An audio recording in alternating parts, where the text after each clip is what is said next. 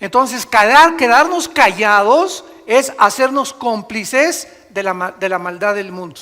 Fíjate lo que te estoy diciendo. Y si tú eres cristiano, tú eres la sal de la tierra.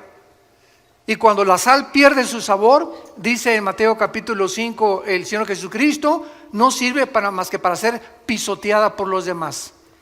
El día que nosotros perdamos nuestro sabor y perdamos nuestro testimonio, no sirves para nada. Y la misión por la cual Dios nos llamó para poder realmente bendecir al mundo es para que evitemos hablando, comunicando, predicando, testificando el Evangelio de la gracia de Dios e impidamos que la corrupción del mundo continúe avanzando con la velocidad que actualmente lo está haciendo. Hemos llegado a un grado donde ya es normal, y ese es el peor de los niveles a los que una sociedad pueda llegar, a donde nos acostumbremos que lo que el mundo está aceptando es normal. Pero lo que más me impresiona de todo esto, con el mensaje que vamos a ver de Sardis en el capítulo 3 del Apocalipsis, abran sus Biblias ahí por favor, Apocalipsis 3. Lo más sorprendente de lo que estamos viendo actualmente en el mundo es que las dos más grandes potencias del mundo, Rusia y la China, están en contra de la ideología de género, están en contra de lo transgénero, están en contra del matrimonio homosexual. Son las dos más grandes potencias del mundo, escuchen ustedes, y son ateas. En China todavía es comunista. Rusia, la mayor parte, prevalece el ateísmo. Y las naciones que se dicen cristianas son las que están acostumbrándose a aceptarlo. Yo no estoy de acuerdo con muchísimas cosas que el presidente de Rusia, Vladimir Putin, ha emitido, o la forma como él está actuando en muchas áreas del mundo. Pero acabo de escuchar un discurso de él que me dejó helado. Y dije, estoy 100% en lo que él acaba de decir, criticando a las naciones occidentales de cómo es posible que a los niños los adoctrinen desde niños a tener tendencias con las cuales no nacieron. Como él dice, a los 18 años que cada quien escoja vivir como le da la gana. Pero es un crimen que desde a los niños que no tienen el factor todavía para poder decir entre el bien y entre el mal, les comiencen a enseñar o los comiencen a vestir de mujeres o los comiencen a vestir de hombres. Eso no se vale. Eso no se vale, y ya lo están haciendo en las escuelas. Y quieren forzarnos a nosotros a que lo aceptemos. Y es un crimen contra los niños. La forma más fácil de destruirlos psicológicamente a una criatura que todavía no forma todavía su forma y su conducta de pensar. ¿Cómo es posible que el mundo esté como esté? ¿Se acuerdan ustedes del libro de Jonás en el capítulo 1? Que él se escapa contra la voluntad de Dios. ¿Y a dónde va Jonás? En dirección opuesta, y se sube al barco donde los marineros, que no eran cristianos, le dicen a Jonás, pero ¿cómo es posible de que tú puedas hacer esto y esconderte ante esta tormenta? Y los marineros que no eran cristianos le dan ejemplo a José y lo echan a la borda cuando él acepta de que realmente la culpa de la tormenta se debe a él. Y así tenemos cientos de casos en el mundo entero.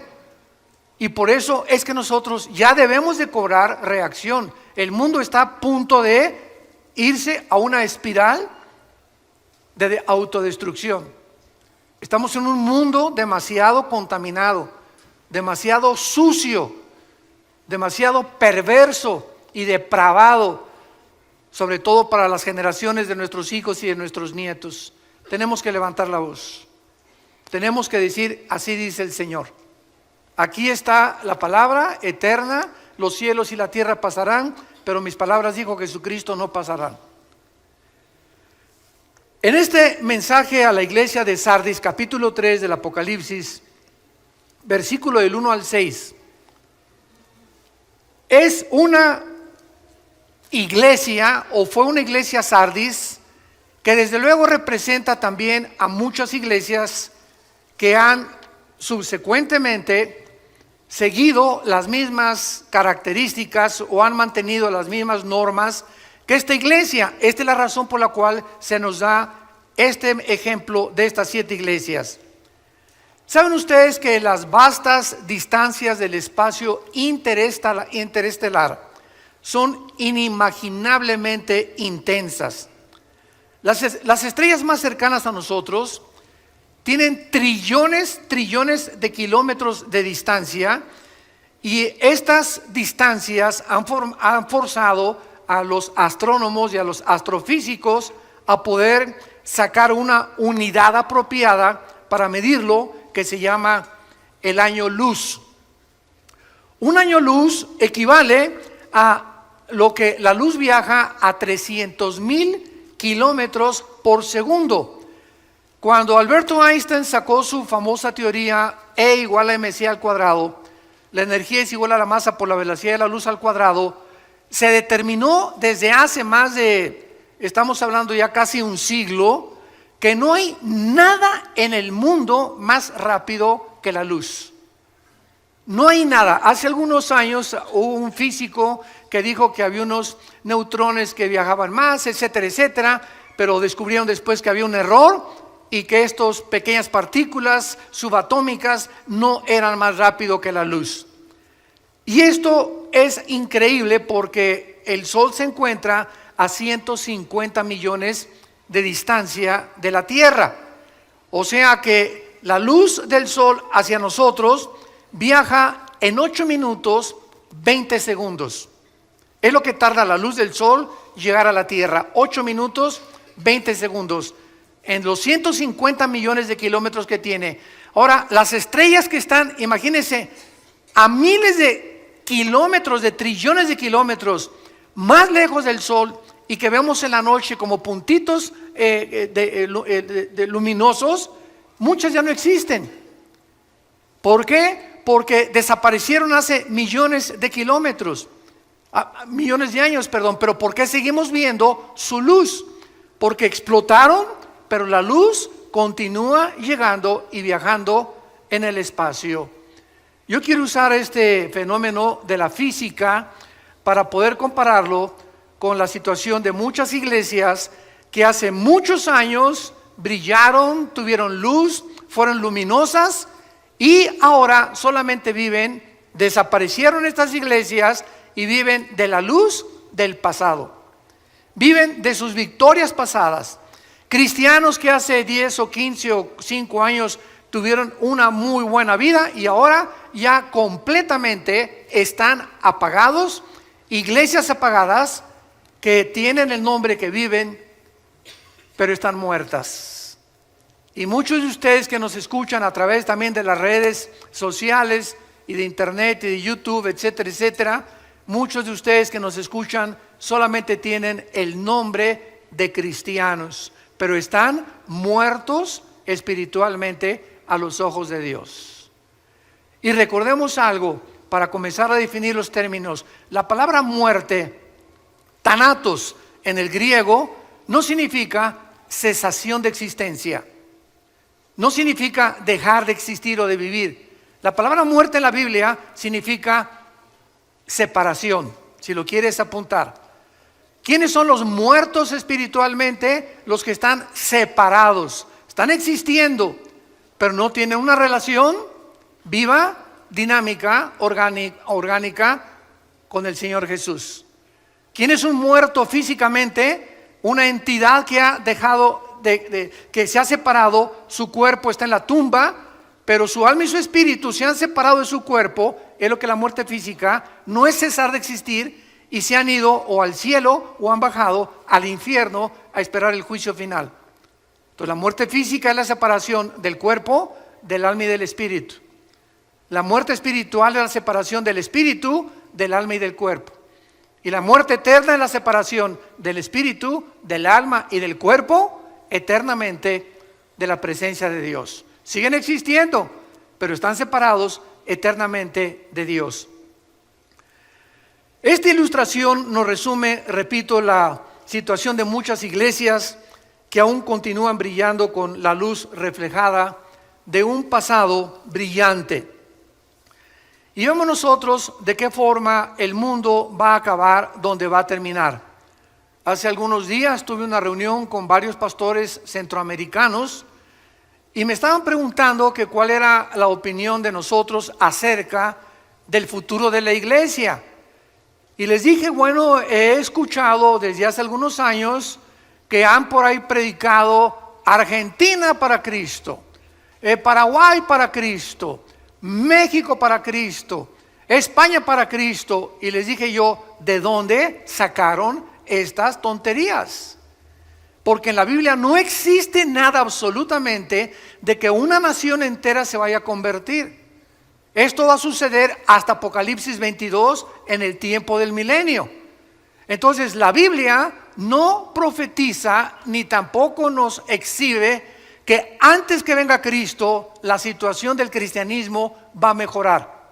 Al contrario, la Biblia enseña que antes de que Cristo venga viene la apostasía. Segunda de Tesalonicenses 2, 3 y 4, antes que venga el anticristo vendrá la apostasía.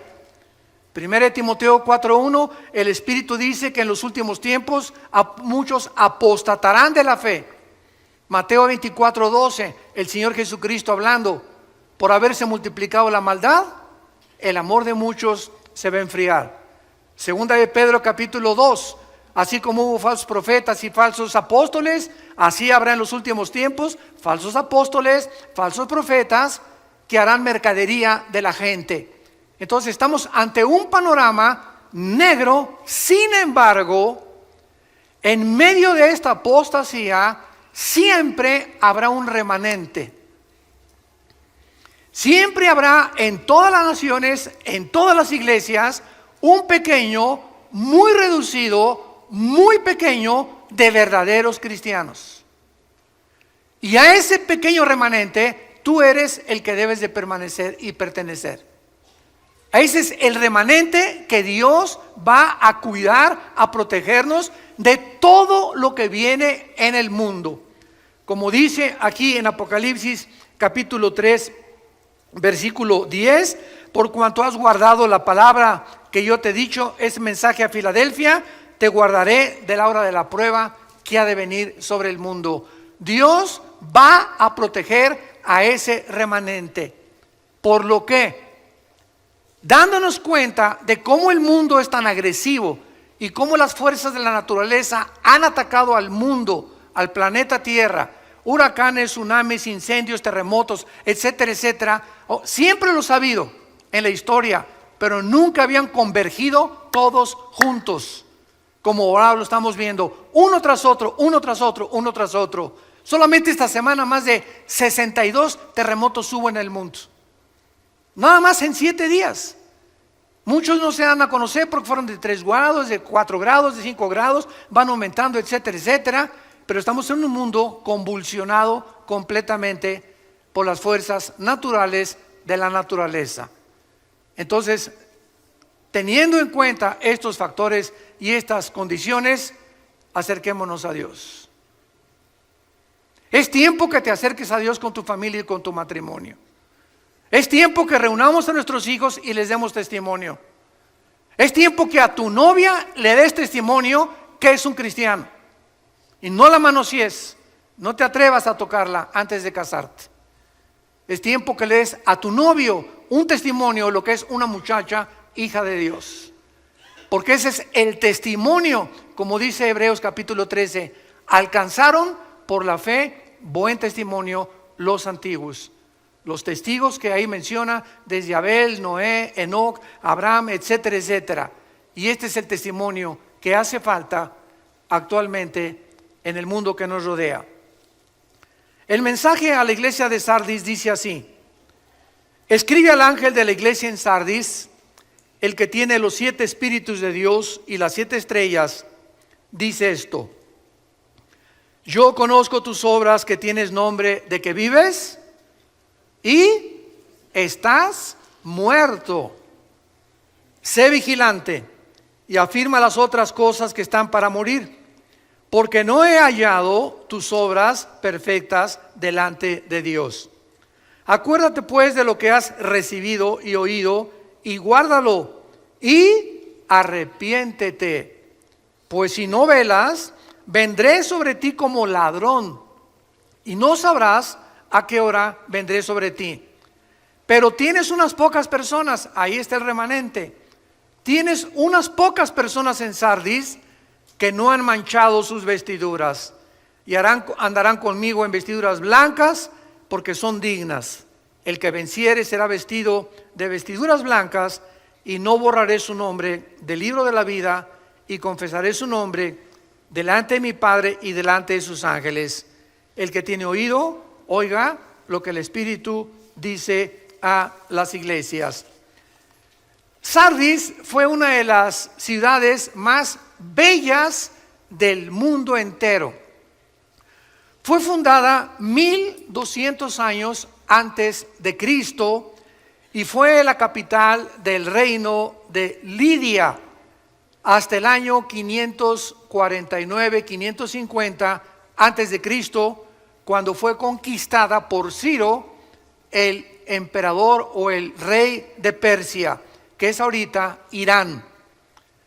Esta ciudad fue destruida por los jónicos en el año 501 antes de Cristo y finalmente Sardis fue conquistada por Alejandro el Magno. El rey más famoso de Sardis se llamaba Creso con C de Carlos, y estaba la ciudad emplazada en una llanura preciosa junto al río Hermus, en una posición militarmente envidiable porque estaba construida la ciudad hacia como casi en una montaña, como una torre, por lo cual era muy difícil. Solo Alejandro el Magno lo pudo hacer y el rey Ciro de Persia.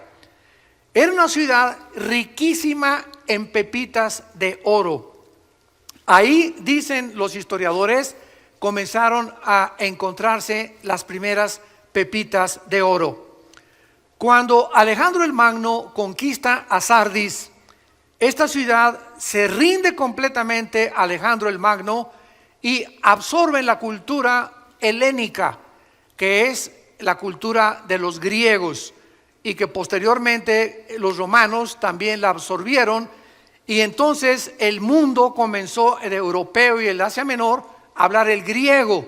Vean ustedes de qué forma Dios preparó todo esto para que el Nuevo Testamento que tenemos nosotros haya sido escrito ¿en qué idioma original? En el griego.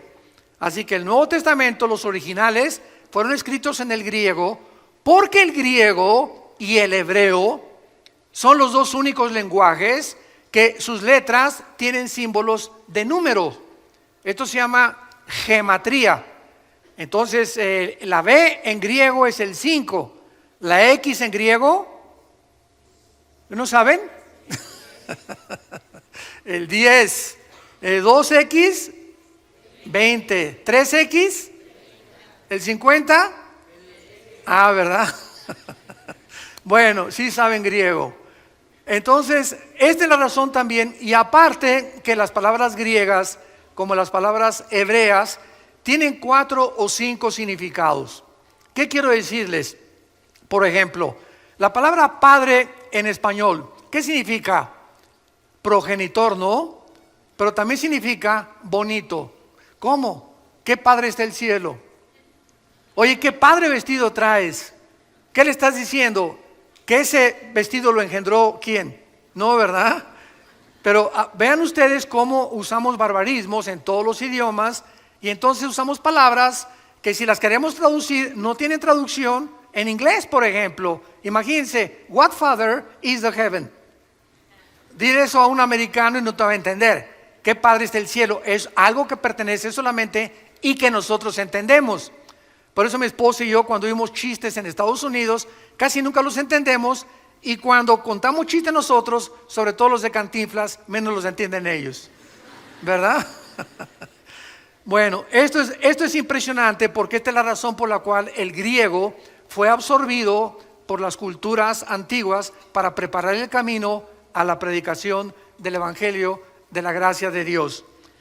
El emperador romano Tiberio, ya cuando Roma conquistó a Grecia, reconstruyó esta ciudad de su tesoro personal de 10 millones de sestercios.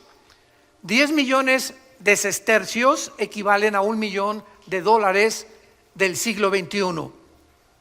Los mejores gladiadores de Roma salieron de Sardis y la mayor parte de los gladiadores se degeneraron por todo el ambiente que había en la ciudad y en el Imperio Romano, y entonces, ¿verdad? Y el libertinaje que existía, y pues fue una de las cosas que terminaron también con estos guerreros de esos tiempos.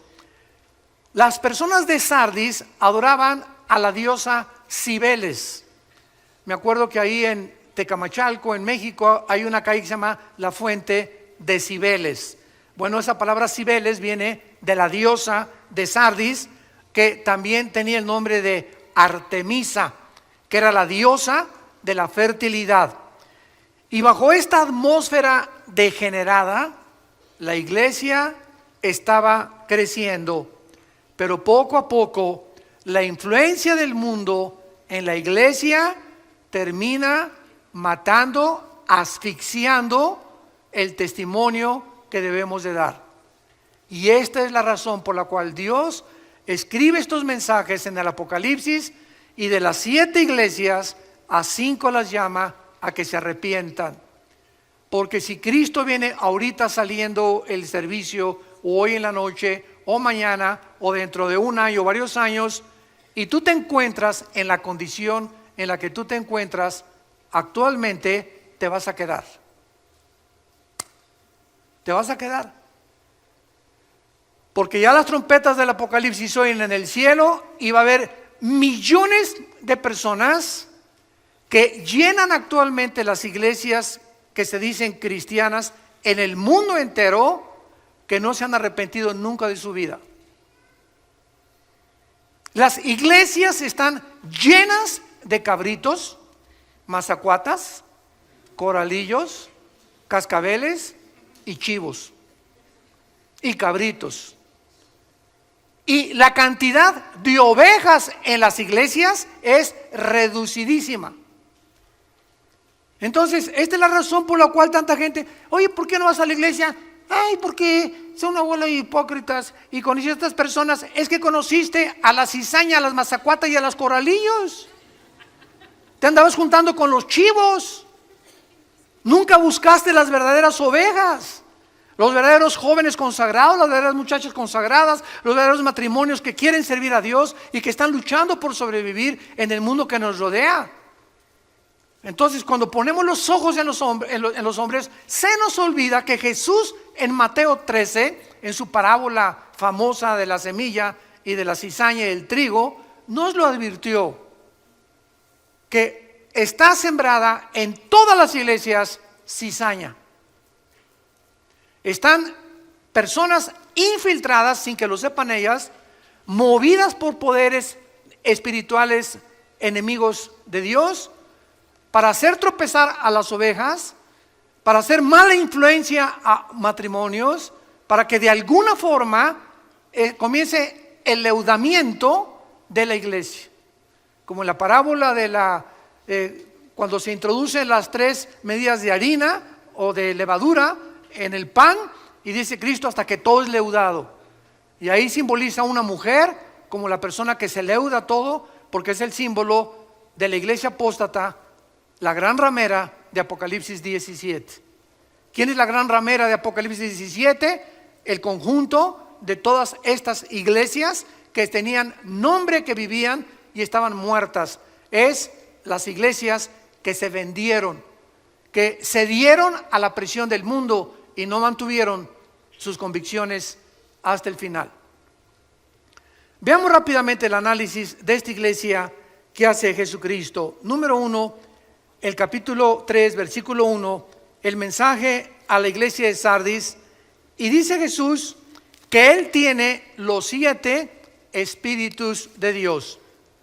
El libro del Apocalipsis es un libro casi en su mayor parte de símbolos, porque cuando estudiamos la Biblia, todos nosotros los que estudiamos teología, y tú que eres un estudioso más consciente de la Biblia se interpreta o se puede interpretar de 3 maneras. se puede interpretar literalmente cuando así nos lo permite la Biblia. Cuando, por ejemplo, dice la Biblia, y María conoció a José, estaban desposados, todo eso es literal. No nos da la Biblia una puerta para que podamos interpretarla, número 2, figurativamente. Y la Biblia se puede interpretar también proféticamente. Entonces, la interpretación en el Apocalipsis es simbólica, ¿verdad? La mayor parte son metáforas o símbolos. Y cuando dice los 7 espíritus de Dios, el 7 se repite en el Apocalipsis casi 40, 50 veces. Los 7 ángeles, las 7 estrellas, los 7 espíritus. ¿Por qué? Porque en el simbolismo de la Biblia los números tienen un símbolo o tienen un significado. El 1, la unidad. El 2, el testimonio. Siempre se mandaban a predicar de 2 en 2. El 3, la Trinidad. El 5 es el número de la gracia. El 6 es el número del ser humano. Por eso el anticristo es 6, 6, 6, que es el ser humano elevado a la Trinidad, el ser humano elevado a Dios. El 7 es el número perfecto, es el número completo. Por eso hay 7 días. Nunca se han preguntado, pregúntale a tu maestro ateo, ¿quién inventó la semana de 7 días? Pregúntaselo a cualquier ateo o a cualquier científico. ¿Cómo es posible que se haya definido que el ser humano necesita 6 días de trabajo y todos necesitamos pararnos, detenernos cada 6 días y descansar? De cada 7 días, un día tenemos que descansar. Llámese el lunes, si tú trabajas el domingo en un hotel, pues tu lunes. Pero si no nos detenemos a descansar, el día de descanso, y no tiene que ser el sábado o el domingo para los que la mayor parte tenemos la bendición de no trabajar, pero si no nos detenemos un día a la semana, comenzamos a desgastarnos mental, psicológica y físicamente. El cuerpo humano necesita descanso.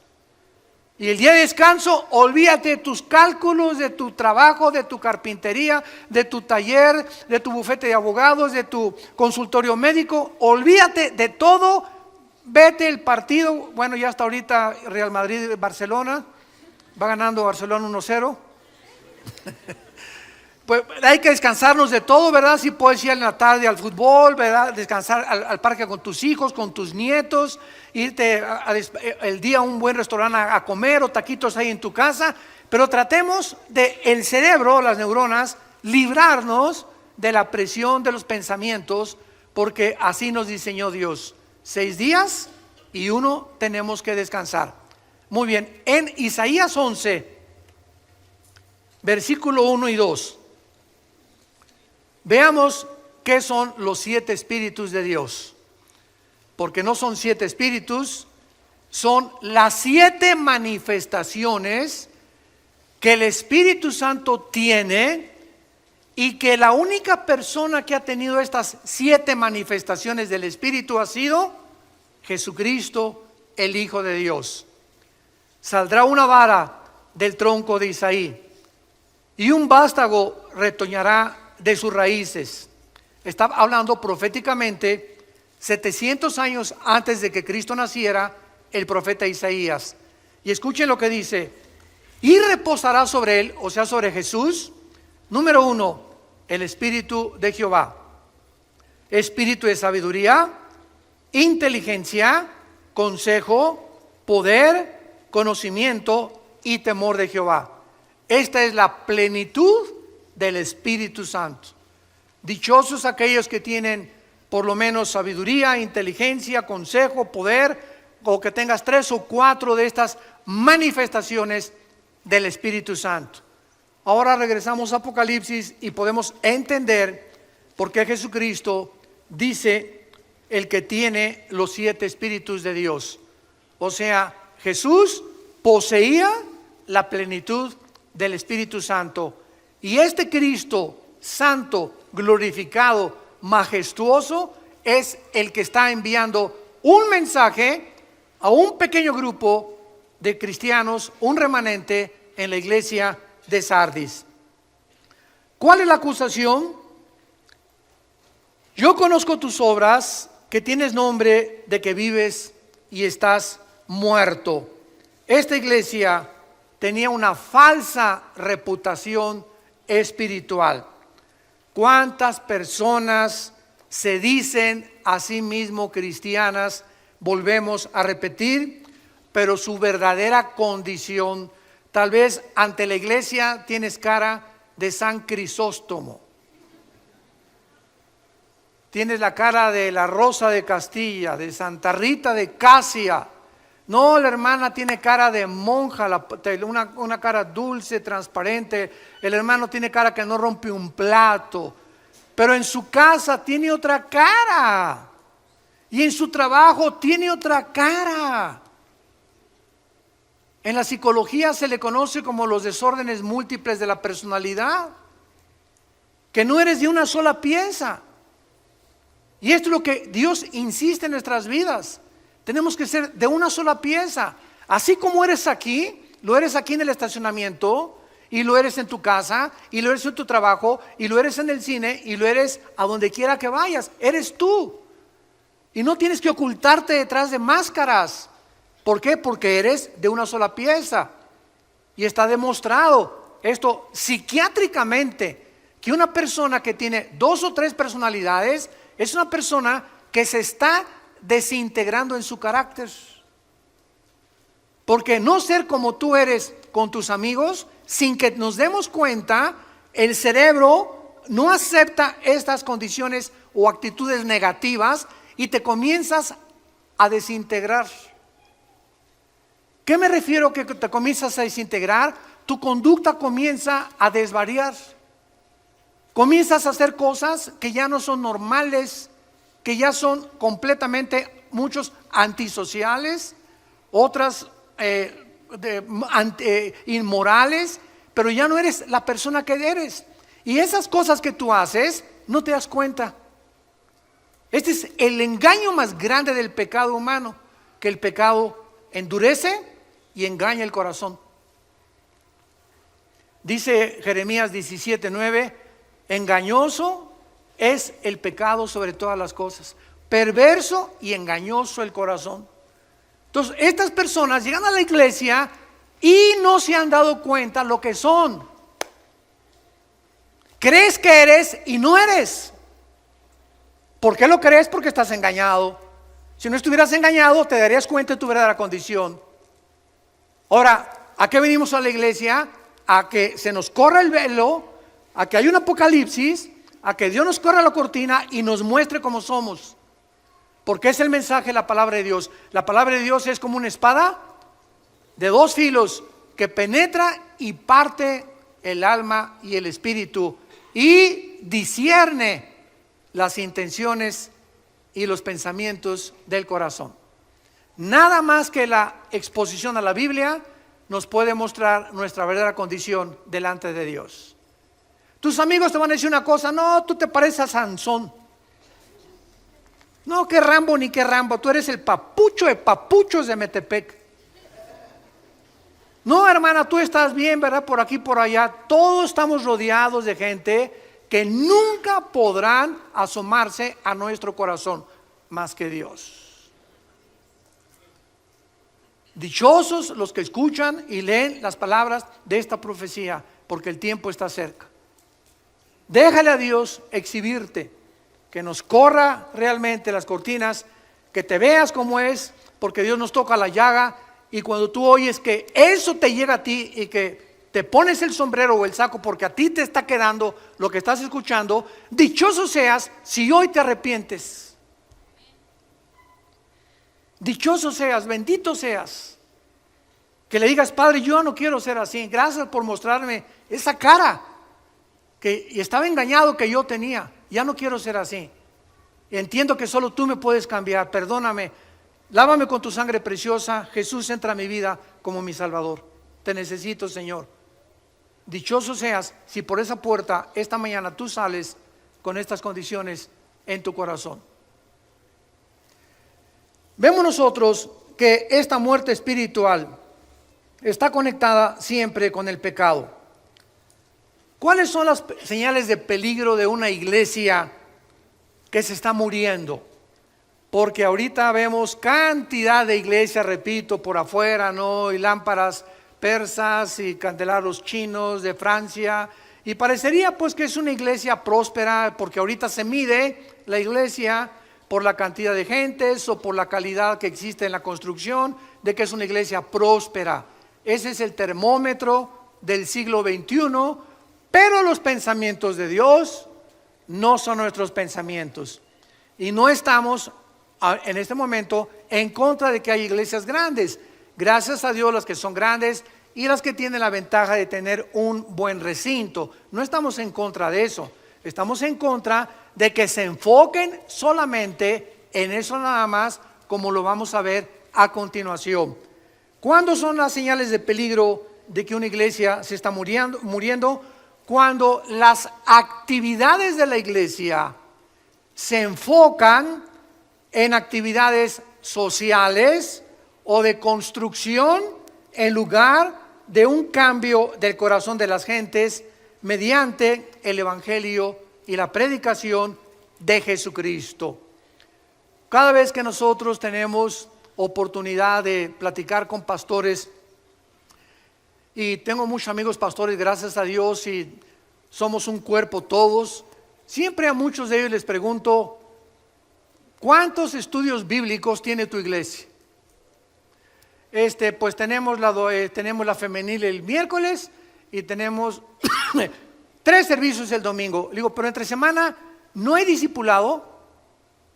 ¿Quiénes son tus hombres? Le pregunto yo a mis hermanos pastores, ¿quiénes son tus hombres que tienes a tu alrededor? Tus Timoteos. ¿No tienes un grupo de 3 o 4 hombres a quienes te estés dedicando más tiempo que a todas las demás iglesias, que a todas las demás ovejas, y que los estés discipulando para que estas personas el día de mañana te ayuden a ser los pilares de la iglesia? Porque una iglesia que tiene 500 miembros necesita 3 pastores. Imposible que un pastor alimente a 500 ovejas, imposible.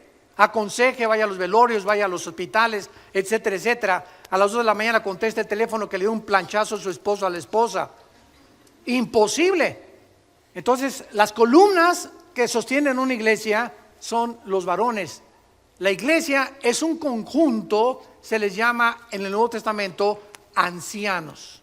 No de edad, porque es la palabra presbúteros, ancianos, sino líderes espirituales que nos ayudan a los que levantamos iglesias a poder delegar las responsabilidades, porque si no lo hacemos, acabamos en el psiquiátrico. Entonces, si una iglesia no tiene estudios bíblicos y no está discipulando entre semana a las iglesias, es una iglesia que ya se le olvidó el mandamiento de Mateo 28, 19 y 20, la gran comisión. Todos se lo saben de memoria. Muere Cristo y sube al cielo y dice: toda potestad me es dada en los cielos y en la tierra.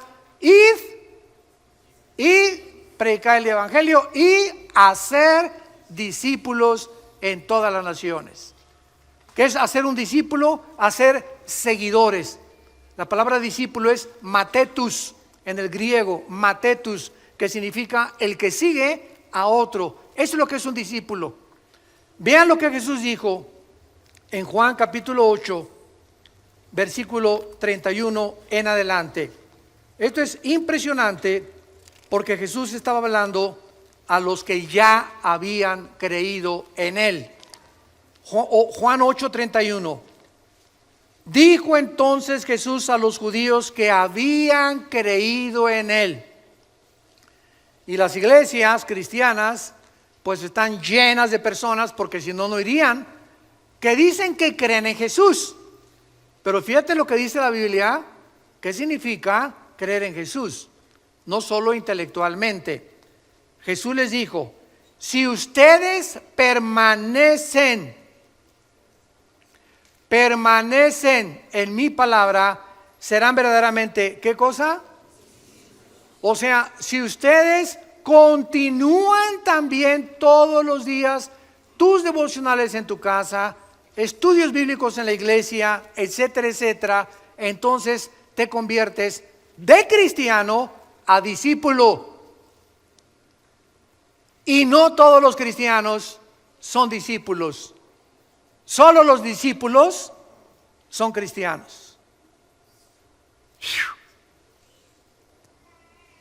Y conocerán la verdad, y la verdad os hará libres. ¿Por qué hay tantos cristianos que se dicen cristianos, que vienen a las iglesias y todavía celebraré Halloween? ¿Pondré árbol de Navidad en diciembre? ¿Qué tan apretados deben las mujeres llevar los pantalones? ¿Deben de tatuarse los jóvenes? Siempre están con tonterías de esas, fijándose siempre en estas cosas superficiales que no es lo que hace un verdadero cristiano. Pero son esta clase de gente que están en todas las iglesias. No nos asustemos si tú oyes que en la nuestra también hay ese tipo de personas. Las hay, porque así es la iglesia, una mezcla de cizaña con trigo, y no salen de eso. En otras palabras, igual que los fariseos, siempre están buscando agradar a Dios por sus obras, por cómo se visten, por cómo se pintan, por lo que hacen. Si ponen árbol de Navidad, yo no puse árbol de Navidad, pon una palomita de arriba, Miguel. ¿Se imaginan ustedes en Navidad el Señor, a ver el arcángel Miguel, vayan a ver quién no puso árbol de Navidad y le ponen paloma? Los que pusieron árbol de Navidad, aunque estén contentos y llenos de la gracia y del Espíritu Santo, ponles una tacha, porque a mí no me gustan las esferas. Por el amor de Dios, ya entendamos lo que es el cristianismo. Es algo interno del corazón. Romanos 14, el reino de Dios no consiste en bebida, comida, lo que hagamos, sino en gozo y paz en el Espíritu Santo. No le preguntes, ¿tiene los tatuajes? Pregúntale si tiene gozo y paz en su corazón. Y por el amor de Dios, un gordo no se atreva a criticar a alguien que está tatuado.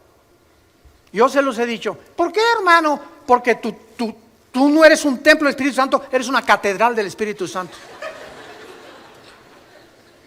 Tú le estás haciendo más daño a tu cuerpo que alguien que se puso un dibujo ahí en el brazo o en la panza o en el ombligo.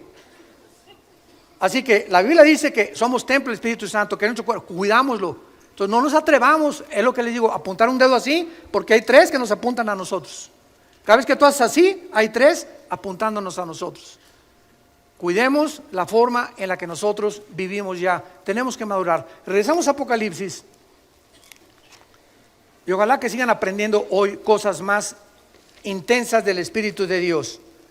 Tienes nombre de que vives y estás muerto. Vemos pues nosotros que hay una fe que puede ser imitada. Hay una fe que puede ser imitada. O sea, hay un arrepentimiento que no es arrepentimiento, es remordimiento. Y veamos nosotros en 2 Corintios capítulo 7 la diferencia entre el remordimiento y el arrepentimiento.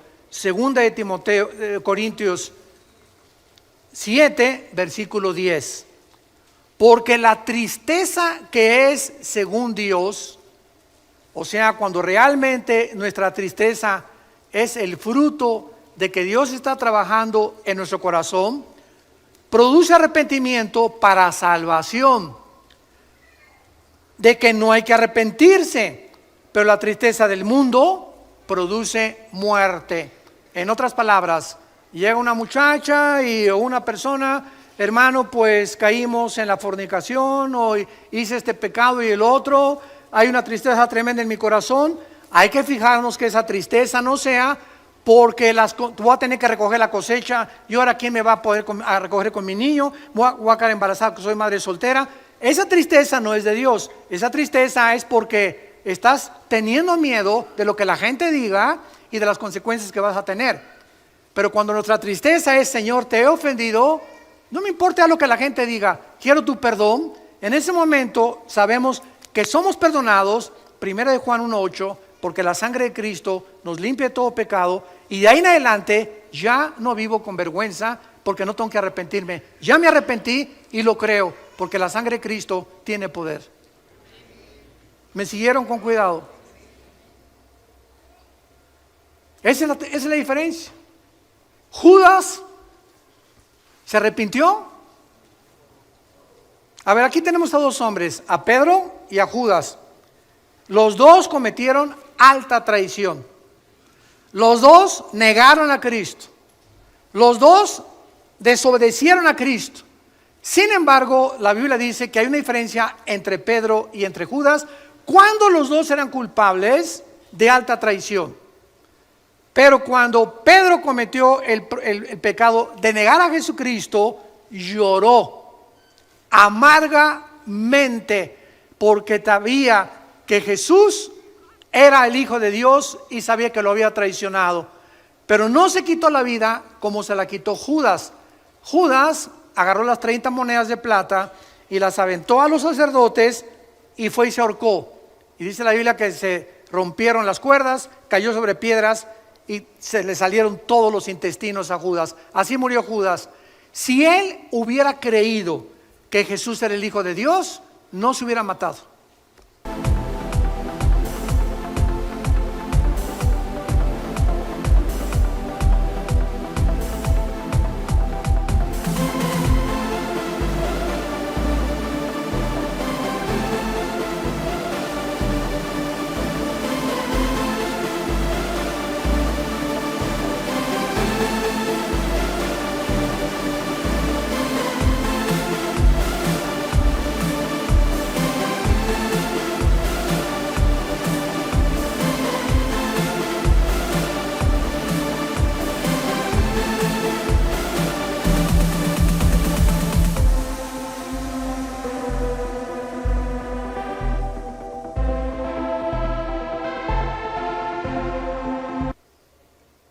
No se hubiera quitado la vida.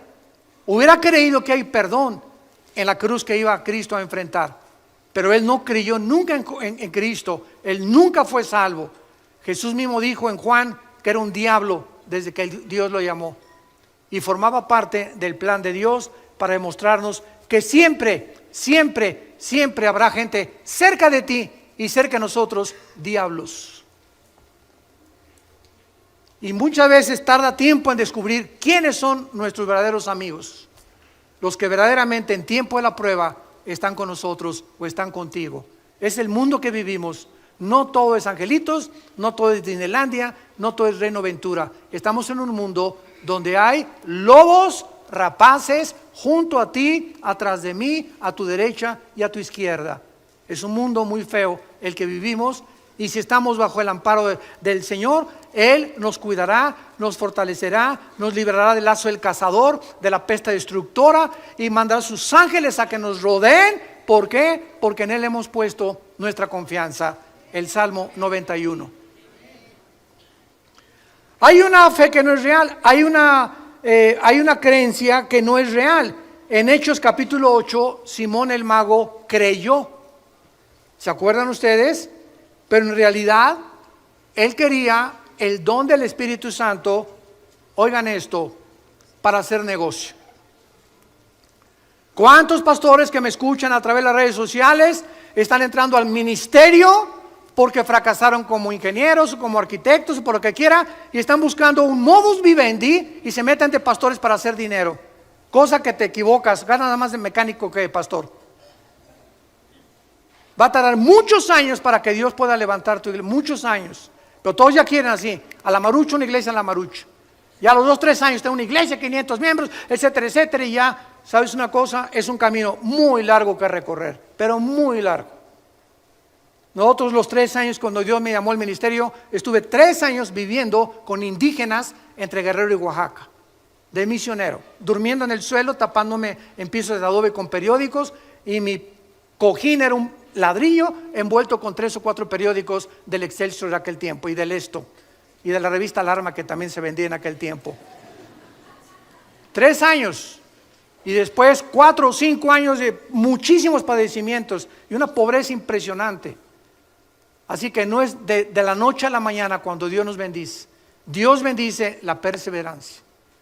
y pasan muchos años para que tu corazón sea probado que tú realmente eres un hombre y una mujer de Dios. Y en las pruebas lo vas a manifestar.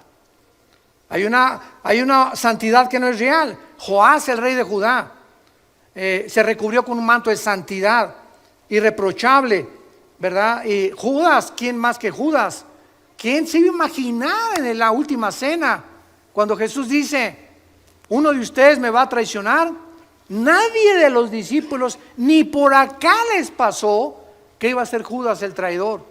Estaba tan perfectamente bien disfrazado y camuflajeado que nadie lo pudo saber, pero el Señor conoce los corazones. Hay un amor también que no es real, que solo consiste en emociones. Vivimos tiempos difíciles y hay una humildad también que es falsa. Es una humildad que muchas veces detrás de una capa de modestia y de sencillez se esconde un corazón terriblemente orgulloso. ¿Cómo lo descubres? Muy fácil, cuando te vas a estacionar. Tenemos gente aquí que se llaman de seguridad con su gafete. Por favor, no estacione ahí. ¿Qué no sabes quién soy? Yo no soy de la prole, Yo soy Pirruris. Por el amor de Dios, ya bájale 5 rayitas. Claro que sí, mi comandante, usted, aunque no sea policía, lo obedezco porque trabaja para la iglesia, usted sabe lo que está haciendo y obedecemos. En estos pequeños detalles nos damos cuenta cuánto hay dentro de nosotros de orgullo y de falta de humildad. Y no queremos que nadie nos diga nada. ¿Por qué? Tú no sabes quién soy, yo me estaciono donde yo quiero. ¿Te das cuenta? Eso es lo que demuestra el corazón. En los pequeños instantes que Dios te mandó a esa persona para probar tu corazón, ya saliste reprobado. Padre, te damos gracias en el nombre de Jesucristo por tu palabra. Continuaremos, Padre, examinando este mensaje, esta iglesia, donde las condiciones eran deplorables, así como lo es la vida de muchos que se dicen que te siguen y que son cristianos y realmente están muertos, aunque ellos crean que están vivos. Gracias porque la exposición a tus palabras nos desnuda